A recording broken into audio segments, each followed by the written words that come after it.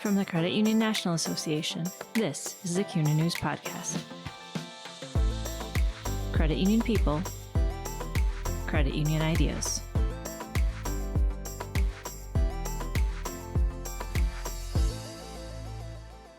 New voices continue to shape conversations and strategy within the CUNA-League system as several new league presidents have assumed leadership roles within the past several months. Among the new leaders are Mara Humphrey, President CEO at the Minnesota Credit Union Network, Tim Sullivan, President at the Alaska Credit Union League, Melia Heimbuck, President CEO of the Credit Union Association of New Mexico, and Gerry Singleton, President CEO of Montana's Credit Unions. In this episode of the CUNA News Podcast, Humphrey, Sullivan, Heimbuck, and Singleton discuss the priorities they're working on in their respective leagues and the experiences that prepared them for league leadership.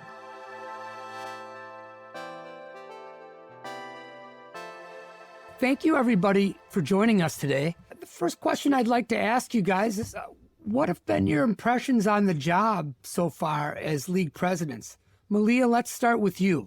Well, thank you. I will tell you, in my vast experience of 3 weeks now, I have a pretty strong impression, actually. And that is, I will tell you, when I hear the term league president with my name, I sit a little straighter and a big smile comes across my face. It is genuinely a privilege to have league president and my name said together. I really love that. My other impression, and we're just coming off our league president's meeting literally less than 24 hours ago, and it was awesome to be sitting in a room with so many smart credit union leaders. It really kind of took my breath away. And again, I feel incredibly honored. I feel like we carry a lot of responsibility, not just to have made it here, but now the responsibility really begins to carry us forward into a fantastic place where credit unions can thrive into the future. And I look forward to tackling that in an excited fashion, which is really how I'm coming into this position. That's a great way to start off the podcast. And Mara, how about you? How are things going for you? Ron, things are going great. Really exciting. We just got off a league president meeting, which I think was a great opportunity to get an introduction to the best league president class yet, class of 2023, and really excited to work with this group of new league presidents. I continued to be honored that I was chosen to lead Minnesota credit unions, really humbled by the responsibility, but really excited about the potential in the future and the opportunity for us to work together and collaborate on behalf of credit unions. And Tim, how are things going for you in Alaska? Well, things up here are great. We're a little bit removed, being as far away as we are, which is sort of a constant theme. But I had the chance, as was mentioned, we had our league presidents meeting just yesterday. I had the chance to go to the one we had in North Carolina a couple months ago as well and meet a whole lot of people while I was there. I think one of the great things is the passion that people who get into this position have for what it is they do. Melia mentioned it, you sit up a little straighter and you get a good smile on your face.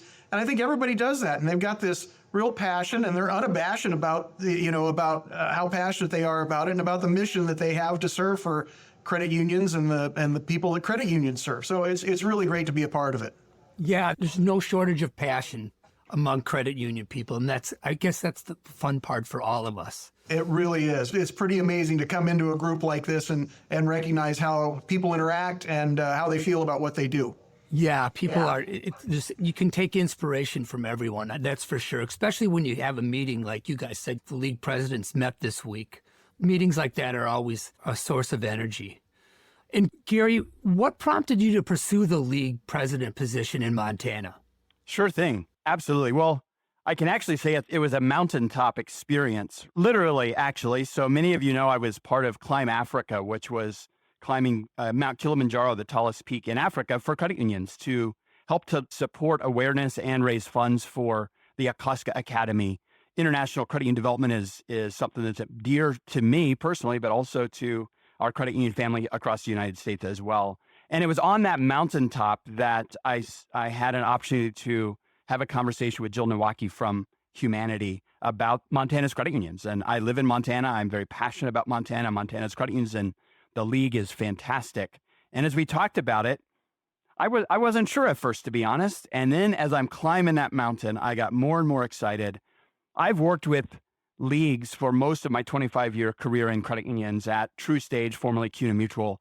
And I see the work that the leagues do and the unity they provide across the system, the leadership, and the impact that they have, frankly, across our entire movement. And to be able to join a league and to be part of Montana's credit unions, working with the staff and the credit unions and the board. And this class of 2023, right, league president, as Melia said, I participated in that league president meeting the last couple of days as well. And the support that we have across the league president system, there are some areas I went to individual league presidents and said, hey, I really want to learn this, and I know you're really good at it, or I want to do that. And the offers, the pouring out of support was bar none. It just blew me away. So I'm humbled, I'm honored, and really proud to be part of this group. And Mara, similar to Gerry, you've been in Minnesota for virtually most of your career, as far as I know, and working with the league for a long time. What prompted you to pursue the league president's position? I've been at the league for a number of years and really had a great opportunity to build my career and continue to push myself and learn new skills, learn new pieces. And this is really the next step. I think the work that I've done at the league and are going to be able to do through this new role, it really fits my core values of people, purpose, and passion. And I love to see that in the industry. I think I'm really excited and bullish about where the industry is going. I think everyone sometimes takes a step back and gets concerned when we're looking at mergers and consolidation, but I'm really excited about the opportunities here in Minnesota. We have a great league, we have great credit unions, and a great group of members that are working to collaborate together across the state. Yeah, and there's so many exciting things going on in Minnesota too that you guys are doing, just having worked with the league recently. And Melia, how about you? What prompted you to pursue the league president position?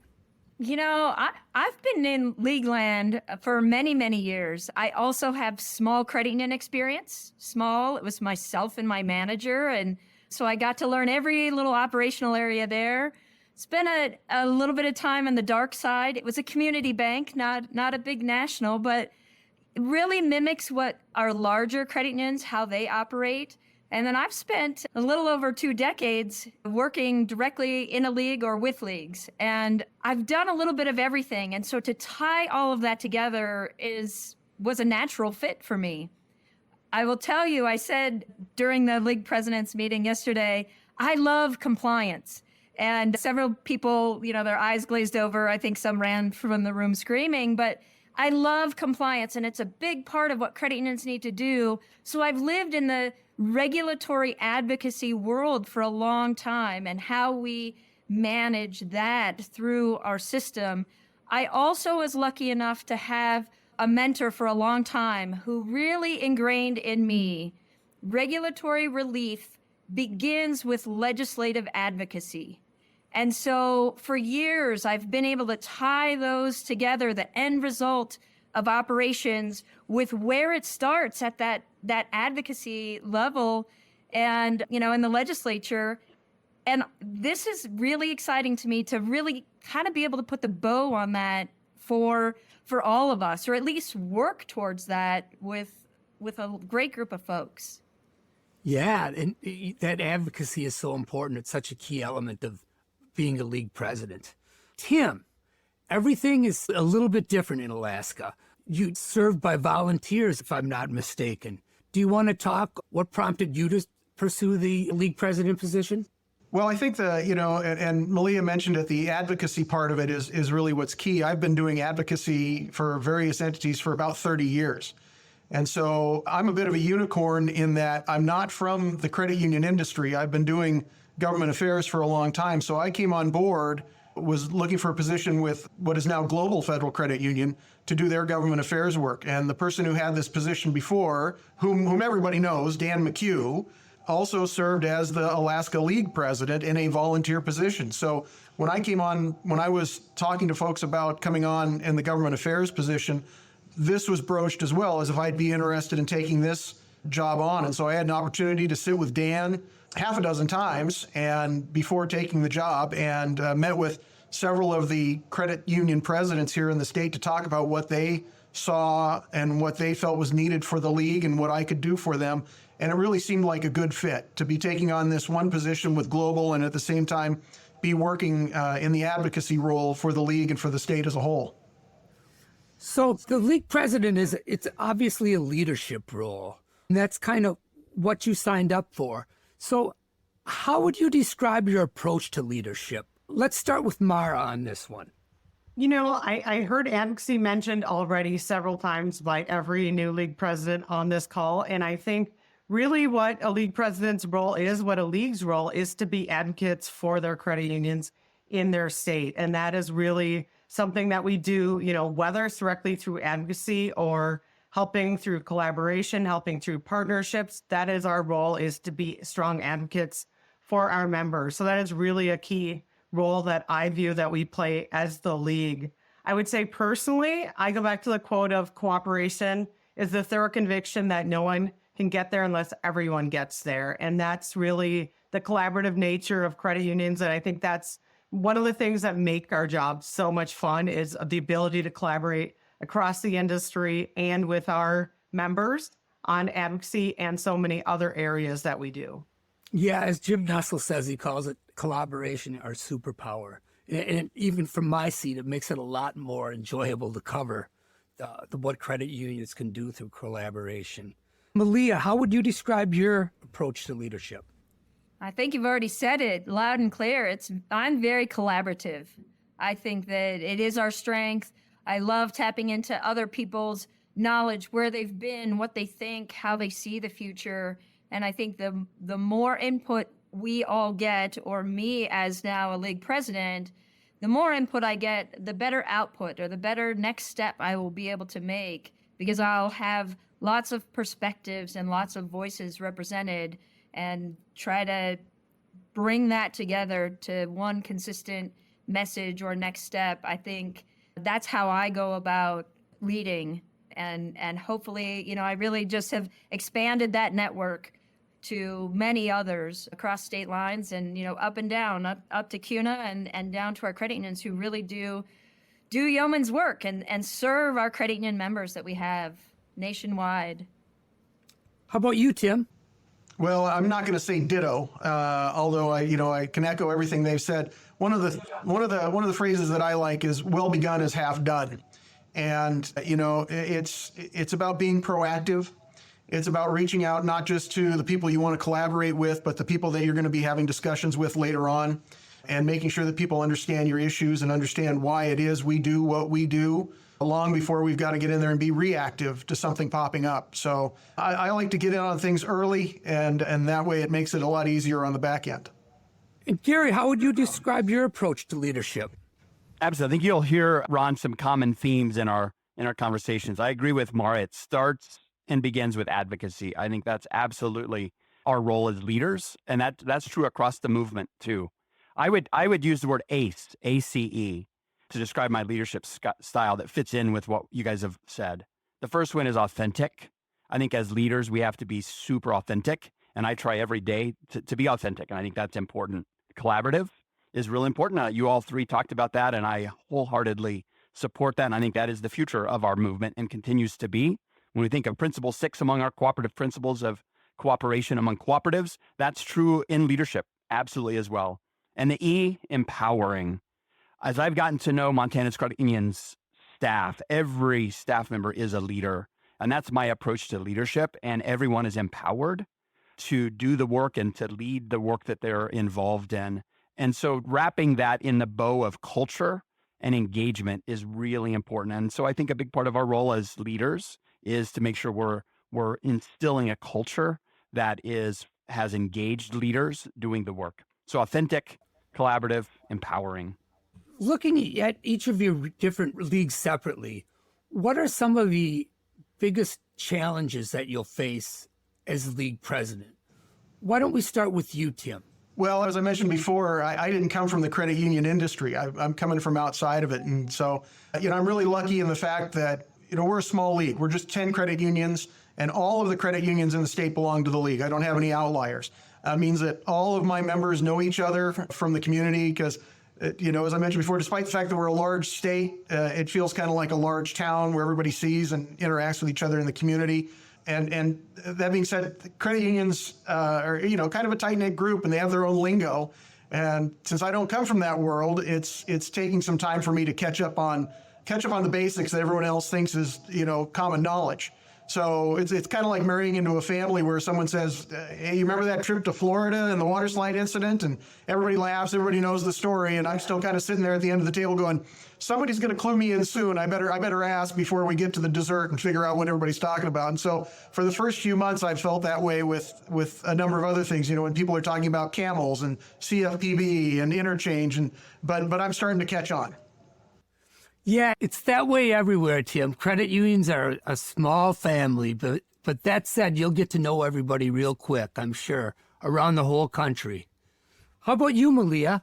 What do you see as your biggest challenges right now? Well, I think our biggest challenges that we have here in New Mexico are that nearly 20% of our state's population lives below the poverty line. And I think, ironically, that's our biggest challenge and our biggest opportunity, in all honesty, because that's where credit unions do such phenomenal work. And we have many in our state doing that. And so I think that looking at how we really can serve the underserved, we have a lot of banking deserts here. If you've seen some of those maps, it's tough to reach some of where our population is. We have a lot of rural space. And so those two combined make it a little more challenging for our credit unions who have what these New Mexicans need to actually reach out and touch them and bring them into the credit union fold. So I think that providing access to the great products and services and resources that our credit unions have to offer is probably one of our greatest challenges that we have here in New Mexico.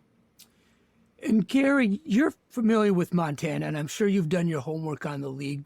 What do you see as your greatest challenges heading into the job? Sure thing. I'm going to say two things, Ron. One as a league president specifically in the role, and two for Montana's credit unions. As a league president, leading and being part of a small trade association, right? We do all the things, we wear all the hats. There's a million decisions. It's paradoxical, I think, in some ways, between strategy and execution, between big picture and details. So as a league president, one of the challenges I see that I will face is the myriad of day-to-day things and balancing that with innovation and strategy. And for us really to be relevant and help our movement be relevant in the future, we got to think out of the box. We got to get creative.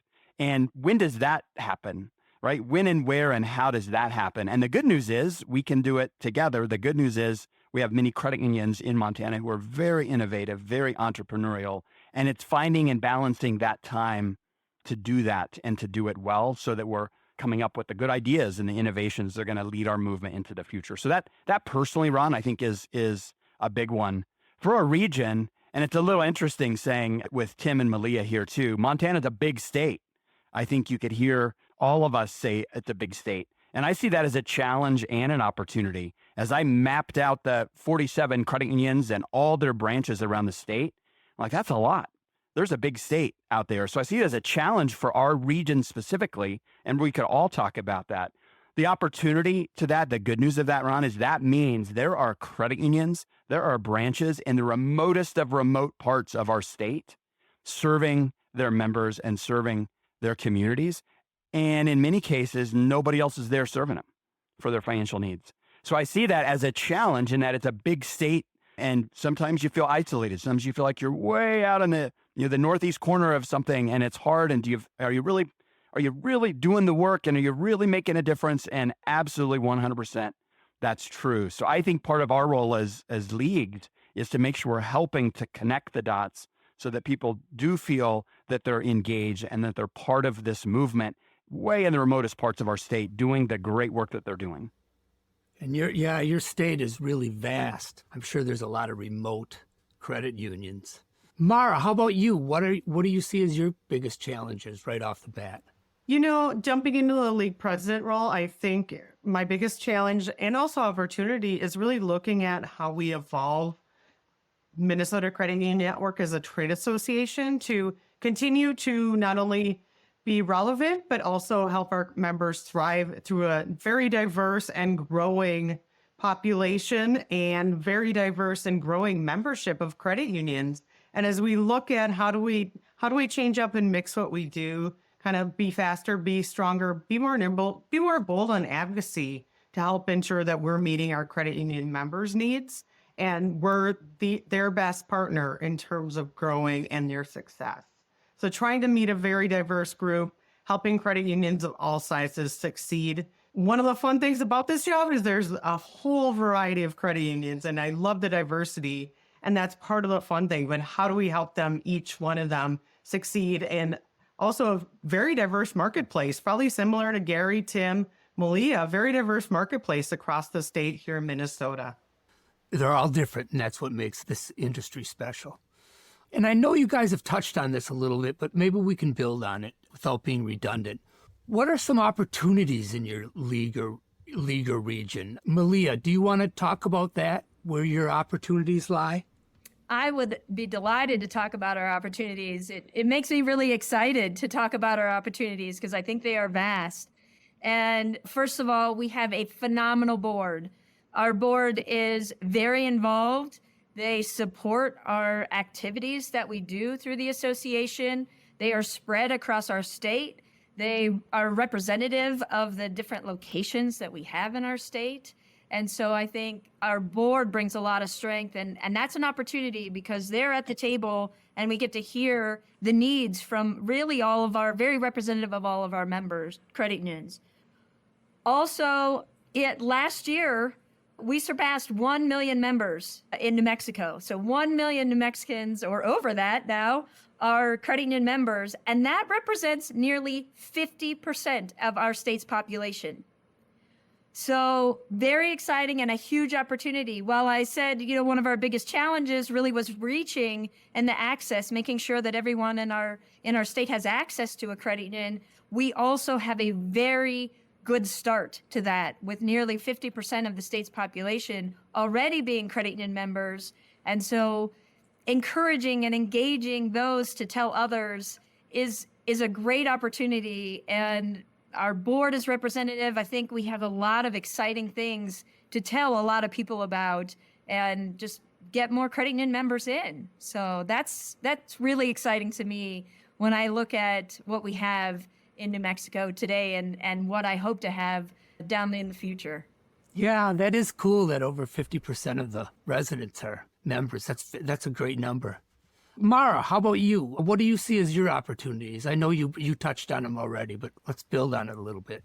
I'm going to go back to the sixth cooperative principle, cooperation amongst cooperatives, and I really view that as an amazing opportunity moving forward for credit unions. We've been working on several collaborative efforts amongst our credit unions, and whether it's our See You Forward Day, which is a day of volunteering, whether it's efforts, we actually have a think tank going right now in terms of looking at just alternatives to help credit unions, looking at new models.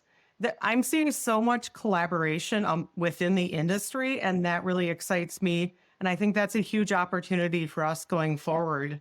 Likewise, seeing more and more collaboration and wanting to jumpstart that amongst leagues. I think there's a lot of opportunity for us to partner together, to leverage each other's strengths, and that really can be our superpower going forward. Absolutely. Jim Nussel would be proud of you. And Tim, you come from another industry, which I think is very appropriate with this question. Where do you see the opportunities for credit unions in your market? Well, it's really interesting and echo some of the stuff that has been said before, but I think for what we're going to see in Alaska is a lot of innovation when it comes to access. We have banking deserts. We have a lot of people who live off the road system, who you can only access them by boat or by plane. And those same people have very limited access to internet as well. So getting their services done, it has really been a complicated issue. But there's a lot of people putting in a lot of effort at the various credit unions and working together with other credit unions within our league to try and figure out how they can best serve those people who live off the system or live off the grid almost. I know that putting in small storefront operations with only one or two, employees in a small community in southeastern Alaska has been very beneficial. I know people are looking at all sorts of other opportunities as you go out to northwest and southwest Alaska to try and make sure that people can be involved in their financial future and get to understand why it is a credit union is the best way to do that. And sometimes we're the only service out there. That is a unique challenge. It's interesting how every state has such unique challenges. Gerry, how about you? Where do you see your opportunities lying in Montana? Absolutely. I see, similar to what others have said, I think innovation is going to be key for our thriving in the future. I talked with our board, and our board is very forward-thinking, very innovative. I talked about getting a small group of innovative credit union leaders across Montana together to have an innovation lab, if you will, to really start thinking about the future and go with no holds barred, right? Just wide open conversation. What do we need to be doing? The credit unions here serving their members, they know better than anybody what the needs are. So I think that is a huge one for us, a huge opportunity for us to look at. That could include fintech partnerships and other types of partnerships outside of our industry that we could bring in, leveraging those partnerships. The Feline Research Institute launched Thriving Small Credit Union research earlier this year that CUNA Mutual, now TruStage, funded. And in that research run, they talked a lot about the power of collaboration as the key to success. And one of the things that Thriving Small Credit Unions said is the collaborations with one another, also the value and the role of system partners, like leagues, like the trade associations, like CUNA, like so many others, like TruStage, to really be critical to their success is important. And then the last thing I would say is getting to really know our members, and maybe just as importantly, our not yet members, right? Do our boards, do our credit unions, do our communities all reflect who we're serving, and how can we best make sure we're serving everyone, right? So that everyone has access to what credit unions offer, even in those remotest of remote parts of our state.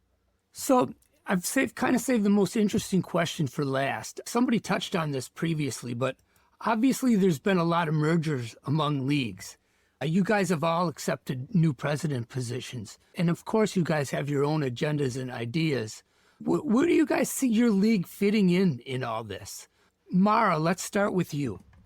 At the time when my predecessor announced his retirement, my board of directors really sat down and looked at this on whether they wanted to merge or stand alone. And the Minnesota Credit Union Network unanimously decided that they were going to remain an independent league, stand alone, and do a search for the position. And I think that really speaks volumes to the fact that they believe that the best way that we can do advocacy in Minnesota is remaining a standalone league focused on advocacy right here in the state, advocating for our members in Minnesota. I think it also speaks volumes to their belief in the strength of us as a league, the amazing team that we have in place, as well as our ability to really be able to evolve to meet future needs of credit unions.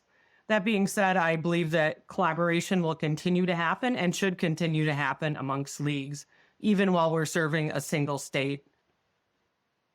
Thank you for the question. When you asked that question, I believe what you said exactly, Ron, was where does your league fit in? And I thought to myself of the map, and I thought, well, we border 2 states that are part of a 6-state association, and we border 2 states that are part of a 5-state region. And thank goodness there is the Four Corners area of Utah, because we are not alone as a standalone league here, literally, as you look at the map. So I think Mara hit on it, though. Truly, our board and our credit unions who I have talked to really over the last 18 months since I've been spending time and came to New Mexico, they firmly believe that we can serve our members the best locally here. And that really starts on the advocacy level. I think that collaboration, though, is key. I think collaboration is key. It doesn't matter how many states you might have in your association. We are in this together, and that is our superpower. So why would we give our superpower away? I don't think it really matters how big or how small or how many states. You've got to focus on your region, what your credit unions want. New Mexico credit unions and the New Mexico board has strongly said we can do that locally. that doesn't mean we're not going to collaborate with others. And so I think collaboration is going to be key in all of that. I will say very similar responses to others. The fact that the four of us are here on this podcast together, all representing independent leagues, says something, right? In 2023, right? That says something. So that's pretty powerful. Our board in Montana, similar to what others have said independence is the key because we need strong relationships. We need intimate relationships. We need advocacy that can happen right now, immediately, right? And so that's really important. And when I was interviewing for the role, the board asked my opinions on that, and I very much supported that. And what my response said, 100% agree with you for all the reasons you said, and our success is going to be dependent upon our collaboration with other leagues and others as well to make it happen. And I firmly believe that is going to be the case. And in fact, I haven't even started yet, and we've already had many conversations, many of them with people on this call right now today, on ways and ideas and thoughts and suggestions. And I've had some league presidents reach out already and say, July 5th, as soon as it's here, we're talking, right? We've got some ideas and thoughts and plans and hopes and dreams. And so how we fit in, I think, is how we fit in by doing it together. If any of us try to do it alone, I just think we're not as strong. And our industry needs us to be really, really strong. There's some big battles out there, right? So people want to eat our lunch, right? And we can't let them do that. We want to control our own destiny, and how we're going to do it is together. And remaining independent for Montana Squatians is exactly the right purpose for us today. Tim, how about you? I mean, Alaska was founded on the very idea of independence. So I'll let you take the floor, of course. Yeah, we do have a bit of an independent streak up here. And talking with my board members, staying as an independent league is most likely exactly what we're going to continue to do for a while. We're a bit removed from everyone else. We don't even have a Utah next to us that we can point at and say we've got another independent league next to us. So when it comes to advocacy, it's really about the relationships that we have in this state. And it's something tough for it to be built up with a multi-state league up here. The one thing I'm really happy to see is that when we do get together, it doesn't matter whether you're with an independent league or with your league that represents 6 states or whatever, or an entire region, your voice matters. And everybody is able to, when we collaborate, we are able to all get together and say, this is why these things are important, and everybody listens to what everybody else has to say. And that's key for us going forward as we continue to, fight these battles and continue on our mission as we go forward. Thanks for listening to the CUNA News Podcast. Subscribe to the show on Apple Podcasts, Google Podcasts, Spotify, and YouTube.